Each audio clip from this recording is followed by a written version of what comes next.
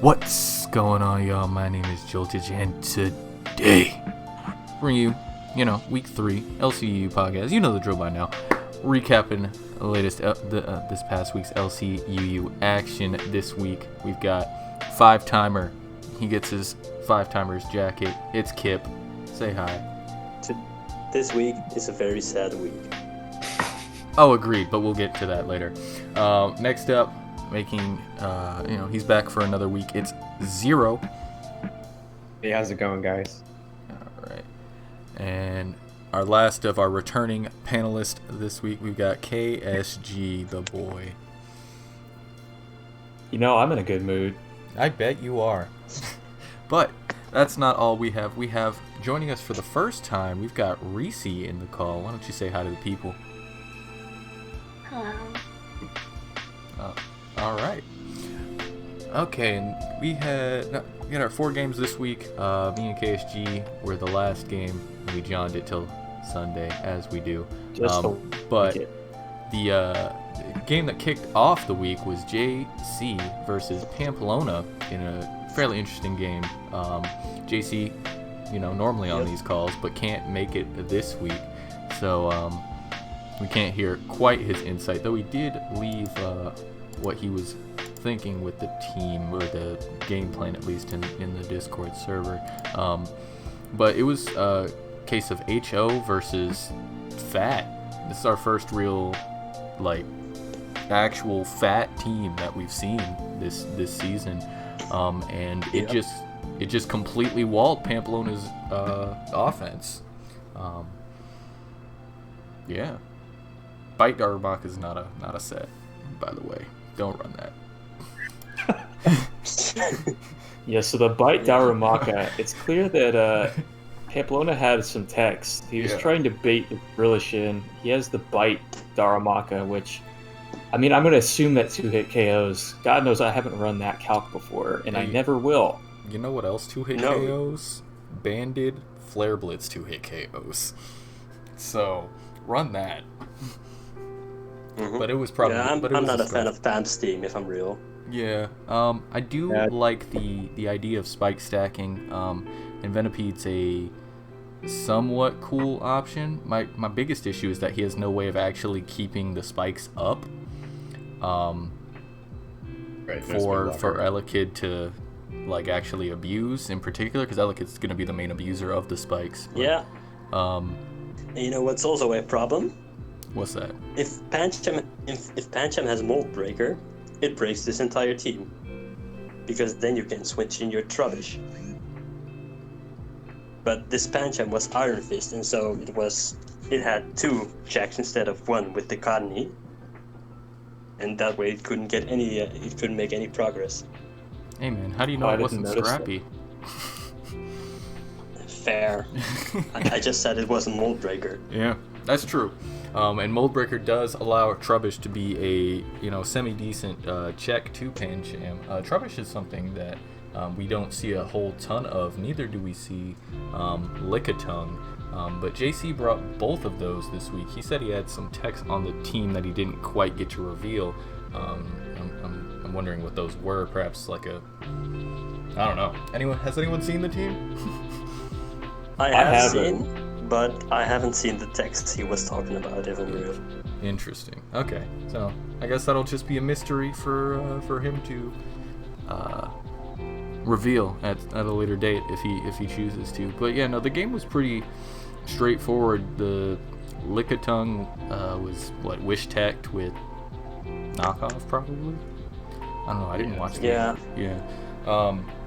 But it just kind of came in and sat on things, and it was a very straightforward win for JC. I thought a major issue was when Pamp switched in his Elekid on something, and that was weird.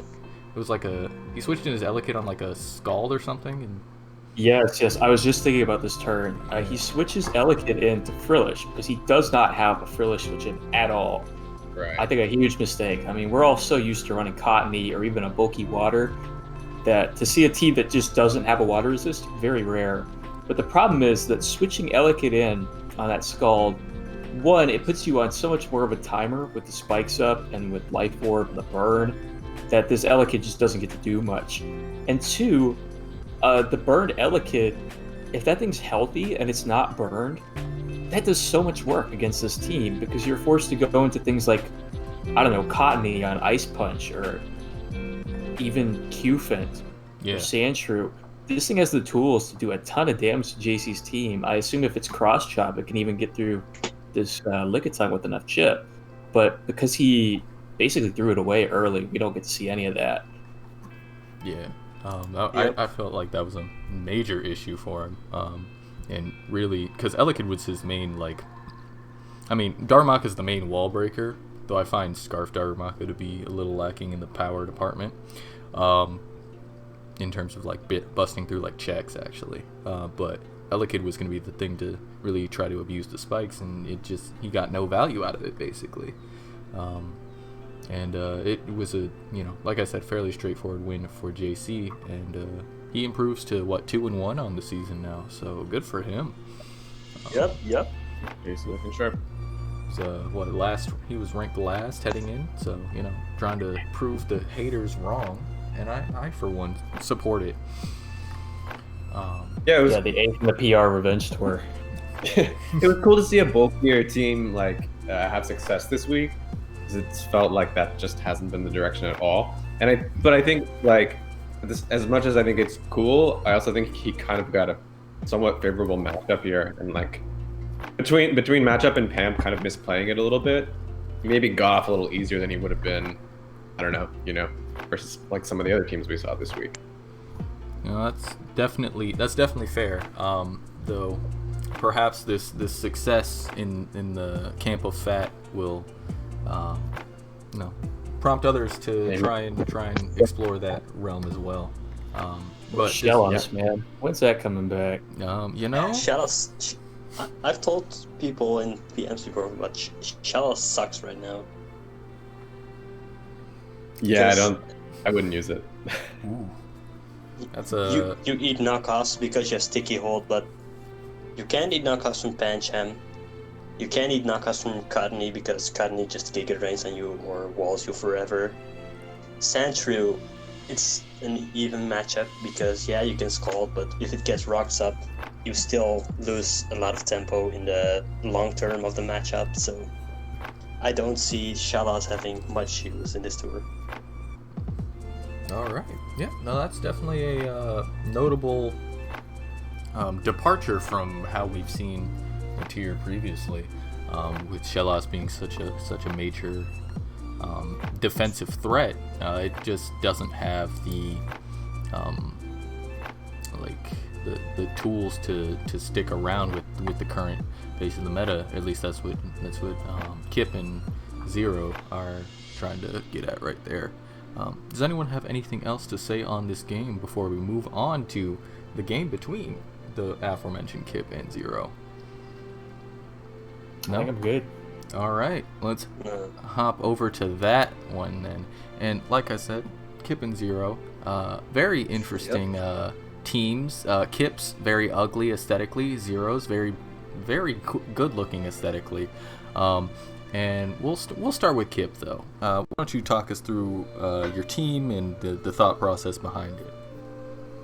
Okay, so last week Albison brought the Teleport Slowpoke, which could get Elekid and Meowth safely. I know because he told me about that in PMs. But I thought that's not cool enough. What we need to do is we need to bring Slowpoke to get him in safely, but we give it Psychic Terrain in order to protect them from priority, like Vacuum Wave Krogunk, Fake Out Meowth, because Elekid and Carvana get a ton of mileage out of that. Unfortunately, Zero played this matchup way better than me, because I did get a quiet, okay matchup. He had 2 priority users, which I did have the tools to deal with, as I said, but I let them get way too much chip on my team. The Krogunk takes out my Elekid, where I really should have expected it to be double priority. It hits me with Fake Out first, it switched in. I should know it has another move to hit me, but I don't. And later in the match, his core fish Okos my Larvesta with an Aqua Jet, which essentially causes me to lose the game because after that I have no way to break his Cuvant. And because of that, I lose and he wins because he understood the matchup better and he played better. Despite his turn 14, you mean? What's the turn 14 again? That's the Aqua Jet Psychic Terrain. I use Aqua Jet with Psychic Terrain. Yeah. So, I had the matchup down. If I played it correctly at that point, I would have won. This is the danger of playing at 7 in the morning. I was like, oh, Psychic Terrain, that's funny. Click. You know where I was playing? I was playing while doing grocery shopping. Nice. That just seems like you're setting yourself up for failure, honestly. Yeah, I know, because I had scheduled and then people were like, hey, wait, you know what we should do exactly at this point in time? Grocery shopping. And then I was like, yeah, but I made 0 get up at 7 a.m., so can I really reschedule? Is that okay? No, it's fine. I actually like playing at that time, but maybe like an hour easier. I mean, I would have been fine with that. You proposed the time, you know? I did. I'm a nutcase. No, I just wake up early. But, I mean, props to Kip. Like, I think the team is cool. It's a cool idea. I think the matchup, though, like, I mean, obviously, like, there were plays that could have been made to, like, work around the priority mons a bit better. But I do think that, like, Larvesta was kind of your win con here, like, without, like, getting significant chip on some other things so Carp could clean. I mean, as long as Crow was, like, around, like, that's the thing about Psychic Terrain. You only get 4 or 5 turns. I mean, it's not that hard to kind of stall out, so. But, yeah, I think other had a lot of answers to your team, and I felt like your team, like, the only real offensive pressure, like, because I knew I could deal with Kid with priority, was basically just Larv and Carve. So, once that... But Larv and Carve could have won, and I just threw away Larv, and then Carve couldn't break. Carve absolutely could have won. Yeah, I mean, I think if the Carve had been played mid-game, like maybe when you use Psychic Terrain, that would have made things a lot harder for me, I think. So, I want to know, what I expected was the Calm Mind Larvesta that Jax has been chatting about every time he gets the opportunity. It's good. Was that what you originally planned on bringing? Because I know you... It's funny. Well, because we were talking about this, and I was like, "Oh, Kip loves Larvesta," but no, I had originally been considering bringing like a hyper offense team, a cheese team, and I had a second team which I may still use, so I won't give that one away. Some of y'all have seen it though. Excited.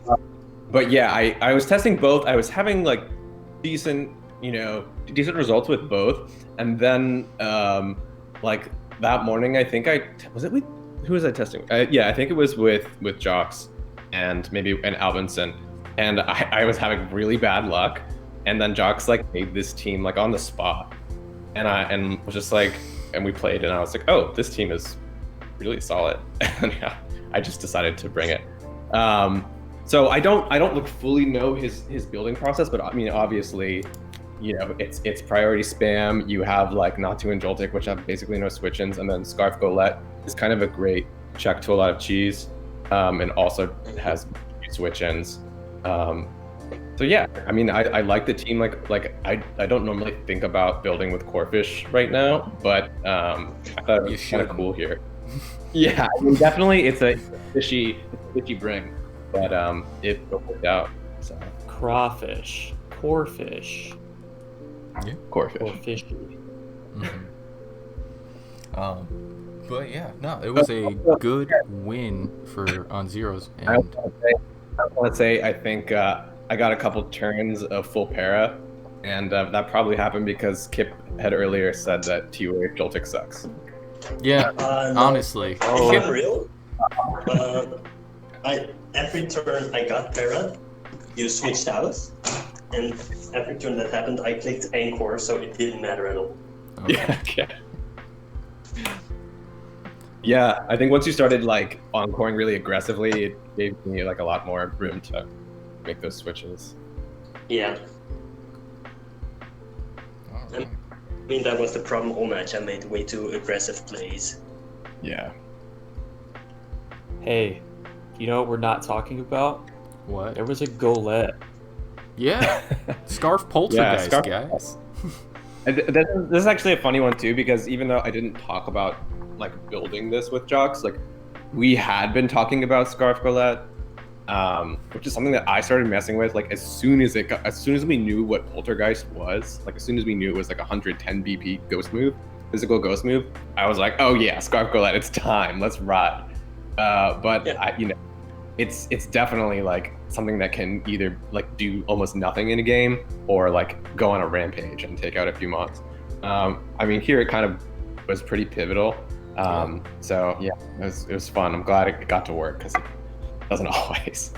But fun mon. You got your fighting coverage, you got dynamic punch, or you can run drain punch. But I think dynamic punch is superior for the confusion and higher damage output. Fighting ground is just great coverage. And then you get Poltergeist to boot. Poltergeist, you got Earthquake, and then the last move is kind of variable. I think Self-Destruct is really fun, but there's like other weird stuff that you could run. Like you could run Psychic if you wanted to. Yeah, it's got a cool kit. So yeah. Yeah. No, Golet's definitely a mod we don't see a whole lot of, and is something that generally we feel is not great, but in the right matchups, Scarf, when you can just click Poltergeist without even thinking twice, Scarf is a very much a threat. That's also another interesting thing is sometimes you do have to think about clicking Poltergeist if you've like knocked off a lot of your opponent's items. Mm-hmm. But this team didn't really have like any knockoff uses other than Corefish, and I didn't even really use it. So I didn't really have to worry about it. I was able to spam the Poltergeist. So that's kind of interesting. Like, 'cause, most teams I think are bringing at least 2 knock users. And I think it's difficult without it, but if you have a lot of like priority and breaking power, then you can. But yeah, I mean, knock is still I think one of the best moves, obviously in LC. But of course in LC we have a lot of knock users. And you also have to be wary of the potential berry juices on other teams. True. And those popping and stuff. But yeah, no, Golet's definitely cool, and that was a good win. Kip loses his undefeated record for the season in tragic fashion. But cool idea. Definitely a cool idea. Unless anyone else has anything else to say on this game, we can move on to the next one. Forgive me if I'm mistaken, but is this your first win? Of the season? Yeah. I mean, period. No. No, I won't. We won versus Fiend last season. Oh, that's a tough one for me. Yeah. Yeah. Let's get Fiend on the podcast. He would love this. I think he's taking a chill pill for a minute, but yeah, maybe next. Yeah. All right. Well, our next game, third game of the week, was Albinson versus Jove 97, and when the game loaded up, I was like, did Jove just bring the same team as she did last week? 4 of them were the same, but it looked like Vale's HO, and it wasn't quite Vale's HO. It was still HO, just not setup spam. Against Albinson's Hail that he brought, which is kind of a fight weak Hail, but it didn't matter in this game. Anyone have any thoughts on this one in particular? Well, I know risii built the team, so. Oh yeah, let's hear about that. What I want to know is, was it Phil's bluff on purpose? Yeah, because I knew that most of what Alvinson had seen from Geove is like Vale's cheese HO stuff. So I wanted to build a team for her that looks like it, but doesn't work the same way. It kind of works, I guess, but yeah, the bluff probably didn't matter too much. Yeah, I mean, it was able to pick I up a was win. really impressed by that. It'd be crazy if you built a team like this and then didn't know you were bluffing HL. Yeah, who would do that?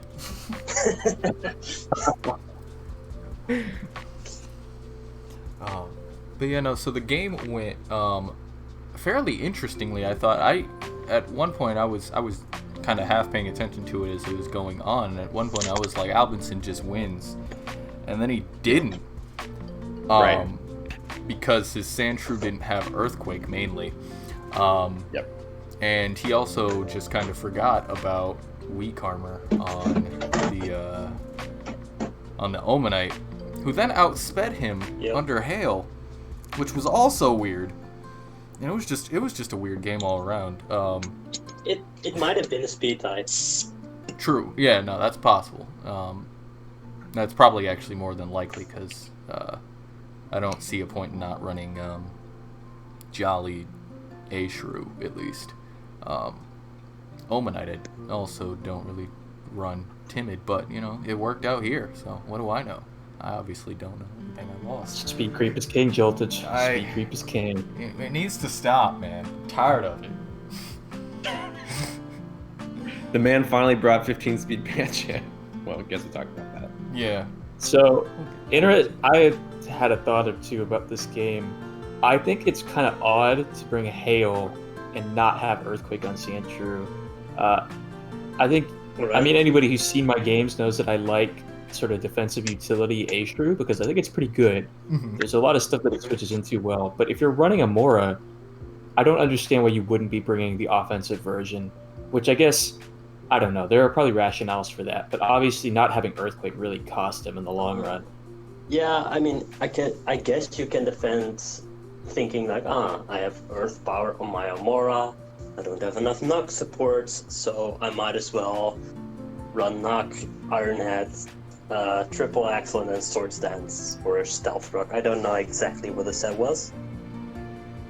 I just don't know why would if you have the, wasn't it? Oh, it was Stealth if you have the before last. Okay. So if you have ice ground coverage on the Amora, you can justify not running it as on Sandshrew as well, even though it works really well, because ice ground is a nightmare to switch into in any tier. I just don't see the advantage of running Iron Head.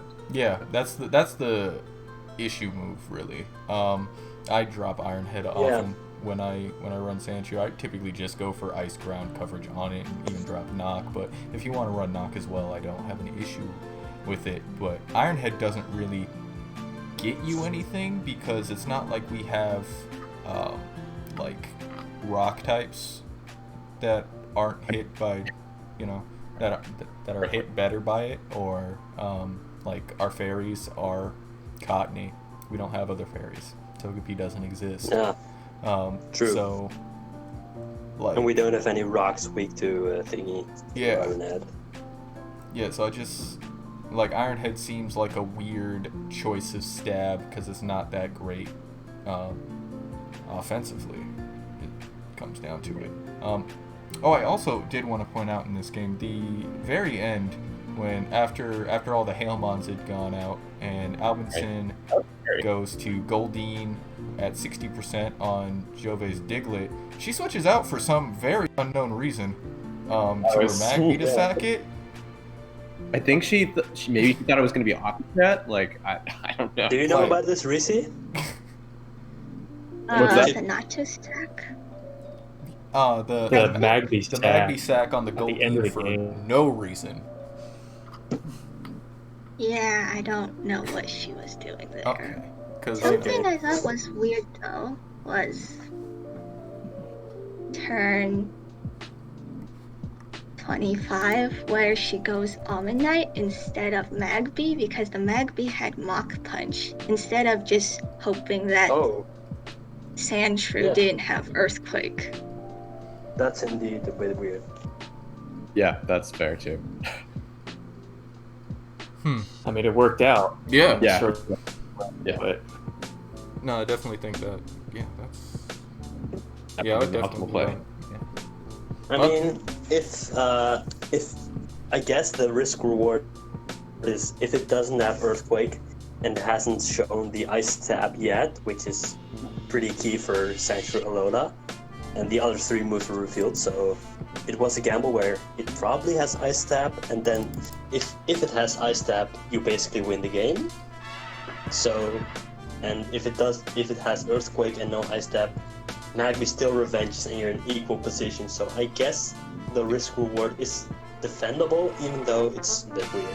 It could have also been this would be like extra level thinking, but it could have been like, if I go Magby, he's gonna know that I have the Mach Punch, and he'll just switch out to his Goldeen, who can then just flip turn on me for free, and then Sandshrew can come back later and be a menace. That's and true. Magby only has 1 rock switching because of the Hail Chip. Yeah.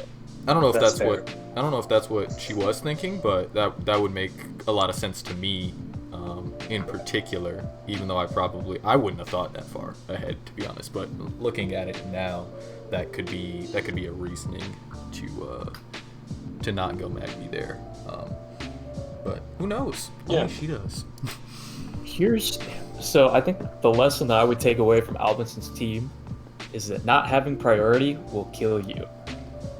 You have 2 forms of speed control in the Scarf Amora and the Sandshrew, obviously, but not having priority in this end game where you could deal with a Life Orb Diglett, where you could deal with Magby, is really killer, because all of these sort of like mildly bulky mons, Violet Joltik, Violet Pancham, Violet Goldeen, all of this chip just wore them down to where something like Diglett could clean up.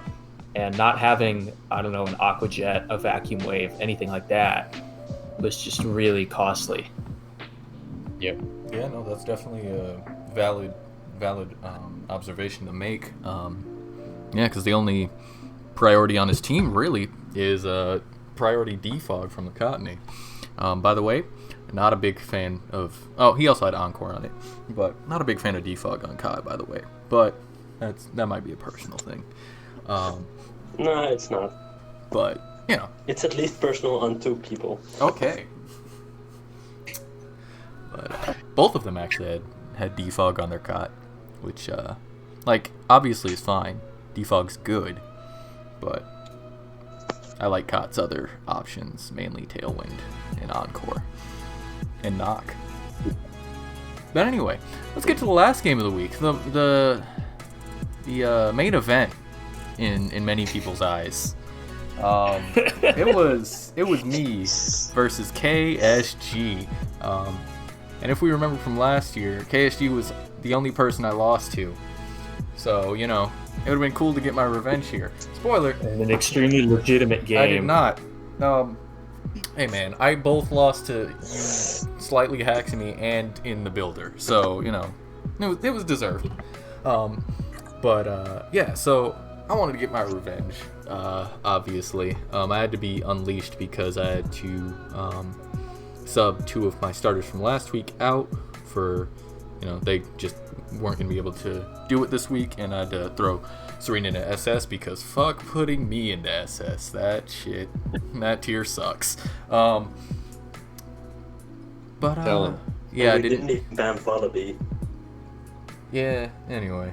But yeah, so I'll start off. I was not super in love with my team heading in.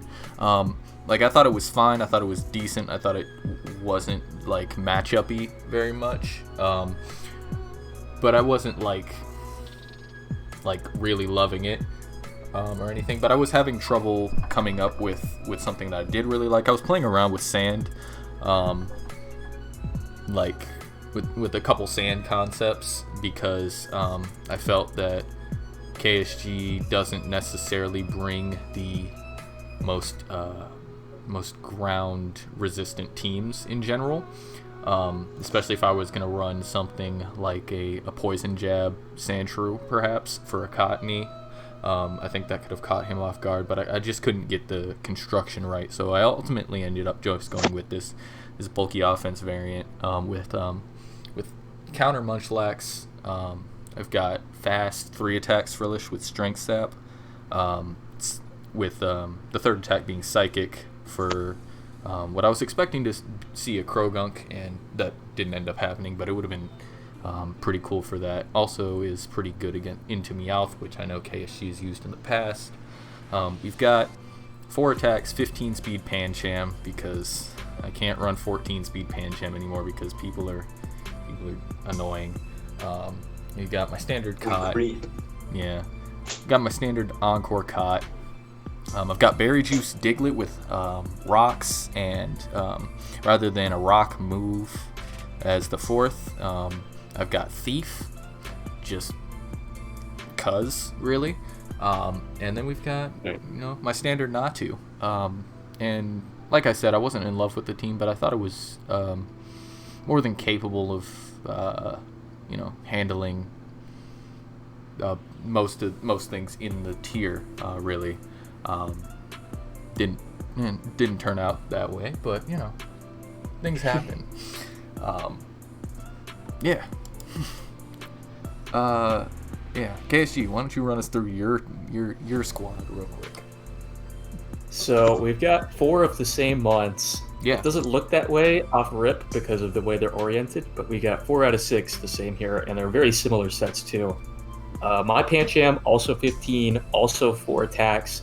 And if I'm correct here, Jolchich and I brought the same tech, which is Gunk Shot Pancham, which obviously worked out very well for me, even though nobody brought Cottonee in any of the test games that I played. So I just had to hope that it was going to work. No, the idea was... the idea is Gunk Shot Pancham. Sorry, go ahead. I was about to say, bringing that against me is good. I bring Cot all the fucking time. Yeah, I absolutely... It was less of a Joltich-specific tech, but you were somewhat influential in me thinking about how to deal with Cottonee. Everybody knows Pancham has Gunk Shot from the one time where you get your Spritzy murked by it in SM, probably. But nobody's really brought that in UU, and I thought... I know that people rely on Cottonee a lot to deal with any kind of setup sweepers, stuff like Carvanha, and if I can pick that off, given that it's such a common Pancham switch in, if I can just drop that with Gunk Shot, it's going to really open something else up. And what resonated with me is, I don't remember if it was last podcast or just something else that I listened to Jolchich talking on, but it was him saying that I would just, in his words, I would just recommend like an Encore Cottonee on any team. It's such a good backstop against sweepers. So I felt pretty good about the tech being relevant. I thought I could get a Cottonee, and I thought I could Gunk Shot it, and that opened up Carvanha. My other stuff, I've got Knock Cottonee. I don't have Defog on this team, which funny that Joltich mentioned Defog Cottonee being bad, because I actually switched it to Knock pretty late in the cycle, just because I felt that I really wanted the Knock for stuff like Frillish. And then I've got 3 attacks, Roost, Natu. I've got an Violite, Alola Diglett with Final Gambit, which is just... didn't come into play. It was just a 4th move I wanted to have around. And then we got Life Orb Magby, which mercifully did not have to do anything because that thing does not hit Fire Blast. Yeah. It doesn't. Yeah. Fire Blast is I know not necessarily great against my team anyway, other than against Cot, you're not really clicking that.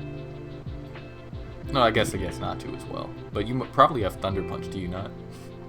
I do, which is why I really wanted to get a Knock on Frillish, because I thought that could open some stuff up. But Munchlax was a problem for Magby, so it didn't really ever come into play. Yeah. The game played out pretty like, I don't know what the word I'm looking for, but pretty like standard, like normally.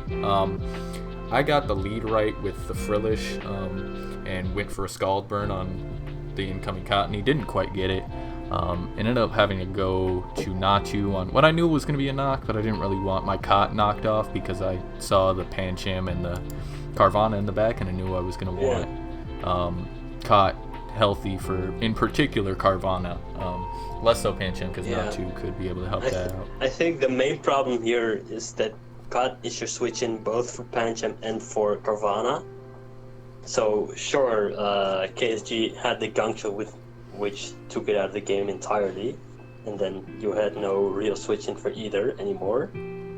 But even if it didn't have the Gunk Shot, it would have been worn down eventually, because KSG has three Pokemon that resist the Giga Drain, so even if you had that, the card wouldn't have had as much longevity as it would have liked. So I think that of that offensive core gave KSG the winning matchup in the end.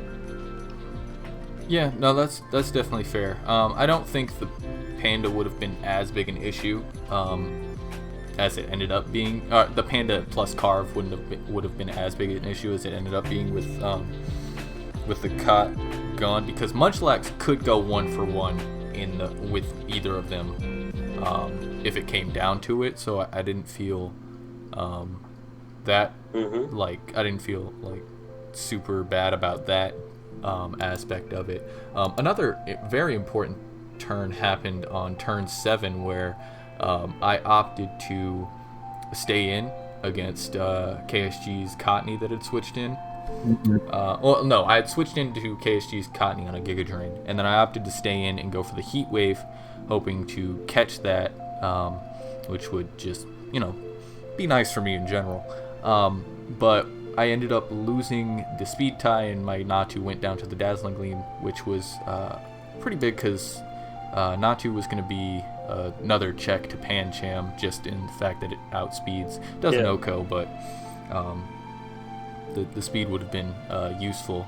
So from there, it just kind of went downhill from me. KSG makes a very nice switch out into his Pancham on my Diglett's Stealth Rock, and then makes that predictive Gunk Shot, as we've alluded to so far. As I go out to my Cottonee, I really just didn't even consider that he would have the Gunk Shot when I clicked that.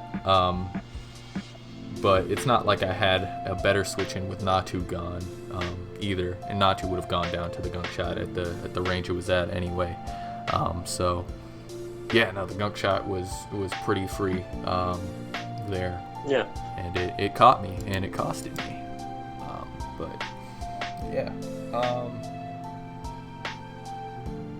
I mean, I think in general, Parting Shot has become less and less valid as a move, especially because Natu raised in usage, which can, if you're not Mold Breaker, which it is always, but like Parting Shot, it doesn't get you as much mileage as it used to get you, so the 4 attack set is definitely viable, and I'm glad to see it explored. Yeah, I don't think I've ever thought the 4 attack set wasn't viable. I just have run other things historically over it, mainly Parting Shot, but sometimes SD, sometimes Bulk Up even. In fact, this one was Bulk Up until like yesterday. But I decided Bulk Up wasn't gonna help me out that much, and ended up going for that Gunk Shot. Bulk Up helps versus Sandshrew. Yes. Nothing else, I think. It's just it's a threat. If Sword Pancham Dance comes... helps versus most things not Sandshrew. Yeah, but if than Bulk Up does. Yeah, I don't know. But if Pancham comes in on something, then it forces out. And you get a Bulk Up on, and say they've got to the point where they're only, a lot of times it'll come to a Pancham versus Pancham war. You can Bulk Up. Yeah. I don't know. It was just an idea. I ended up dropping it anyway, so it's not really that relevant. True. I do want to point out one other misplay I had, which was on turn in 17, I think. No. What was it? It was the point where I switched in my Munchlax into the Natu after. Yeah, no, it was the point where I switched in it was turn 14. I switched in my Munchlax to the Natu Psychic. I really could have gone Diglett. He wasn't going to Heat Wave there, obviously. And despite not having a Rock move, my Diglett would have been able to kill from there. More than likely, at least. And maybe even lived a Heat Wave, I'm not sure. Probably not, but who knows. And that would have been helpful for me to just keep my Munchlax healthy. I could have maybe gotten a counter off against Pancham or Carvana in particular. But things happen. I lost. KSG played it well, and caught me with some good prep and good turn choices. I'm running this calculation, and I want to know how Psychic did 40 to Munchlax. Oh yeah, we were all kind of wondering about that. That was a lot. I was, what am I? I'm 16 Spadef on Munchlax. No, Eviolite. Yeah. Oh, the default says, why is the default Munchlax a Violite? I don't know, In the dude. calc, who does this? Okay, Yeah, I understand now. Yeah. I didn't even register that was possible. In juice. Yeah. Was that a high roll though?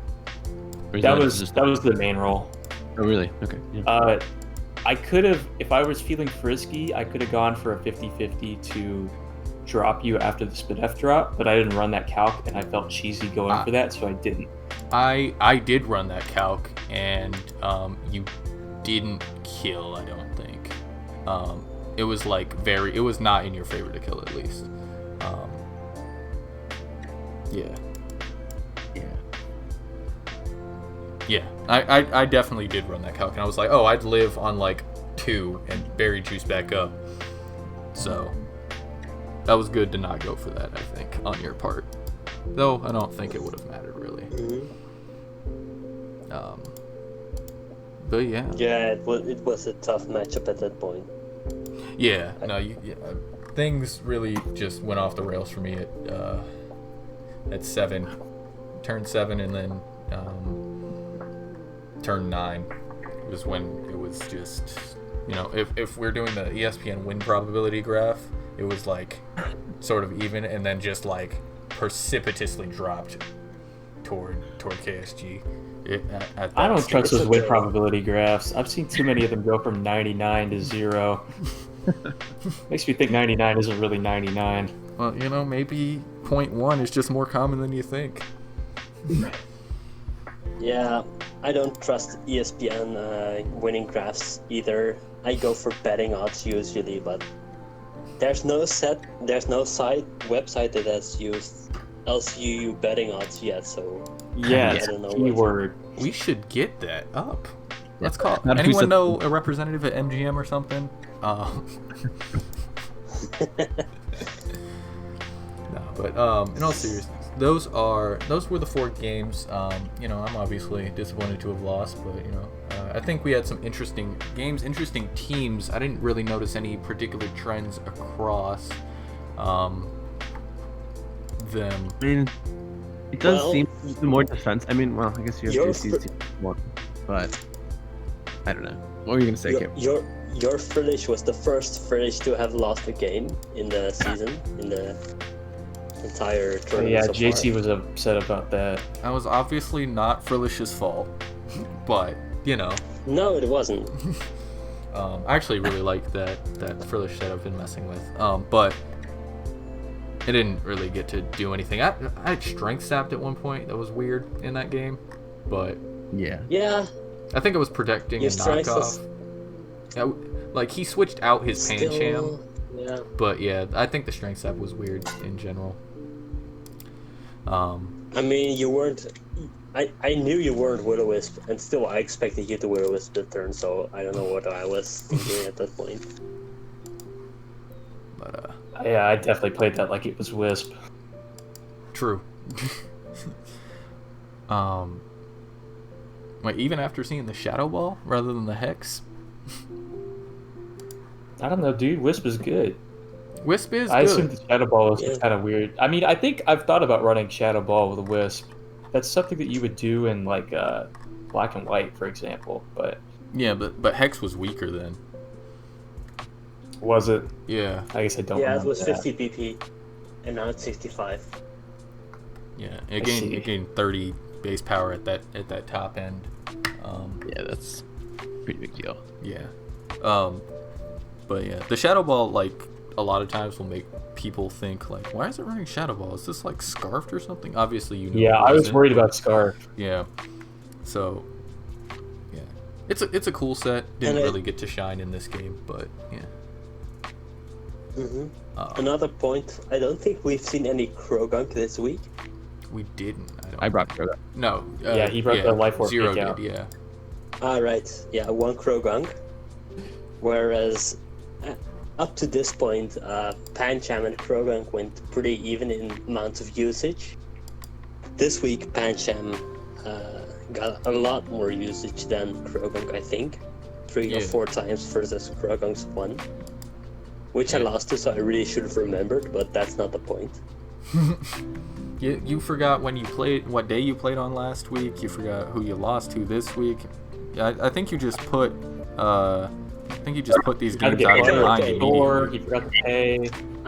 I don't have a mind this week, but you can't mind game the mindless, is all I'm saying.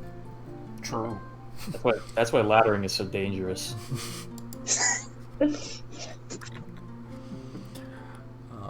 But yeah, we saw a lot of Kot, obviously, who I think is going to remain at the top of the usage throughout. Furlish obviously did well. We saw more Elegant, I think? Did we not? No, it was only one Elegant. Or was it? No, we 2 saw Elegant. very few Joltik this week. There's a lot of DGA, no? Yeah, Diglett was everywhere. True. It was 4 uses or 3? 3. Okay, so not everywhere, but there was more of it. Yeah. 3. I'll be real, I never used to consider Diglett as a part of my teams, and, I brought it this week, so I think Diglett's on the rise. Yeah. Especially with... There was no Meowth, though, was there? There was no Meowth. There were 3 different Diglets, too. You brought Berry Juice, I brought a Violite, and Giove brought Life Orb. True. Yeah. Pretty cool. Yeah. Anything sticking out as, like, missing? My poor baby Shellos. We already went over Shellos, but Laleep could be considered also as a part of that. I don't think we've seen it. No, we have seen a turret so far. We've seen most of the actual threats so far in this season, but not necessarily multiple times. One mon we haven't seen at all is Pumpkaboo. Yeah, that's the boy. I love Pumpkaboo, and we have not seen him a single time. Yeah. I think the opening is still out there for that mon to do damage. Oh yeah, I think it's quite good right now. Yeah. Especially with Stunky usage not being there. Stunky was a mon we didn't see this week. Yeah. Which is odd because Stunky's still good, but Stunky is good, but Diglett Alola was certainly on the rise, and Stunky has to get a hard predict on the Fire Blast versus that, if it's special at all, because the physical set can't harm it in any way. So I get that people opt not to use it. Yeah. Yeah. Alright. Well, it sounds like we're running out of steam here, so we'll call it a day. Yeah. We'll see you guys next time. If you enjoyed, please feel free to hit the like button. Stay subscribed for more LCU content from this LPL 6. And we'll see you next time. Check KSG's last podcast ever. Oh, yes. KSG recorded another podcast on LCUUmon Woobat and its effect in the LCOU metagame and why people think it should be banned. A very interesting discussion was had with Shrug on that. I don't know when we'd be getting a Woobat suspect, but, they lay out some reasons why they think Woobat is particularly deserving of a suspect, despite being an LCUU mon, as I mentioned. It has more tools to play with in OU. But, like I said, stay subscribed. And we'll see you next time. If I play again, I promise not to lose, because apparently KSG just has my number. But yeah, say bye, everyone. See you guys. Bye-bye. Thanks. Auf Wiedersehen. You're not German, Bye. Chip.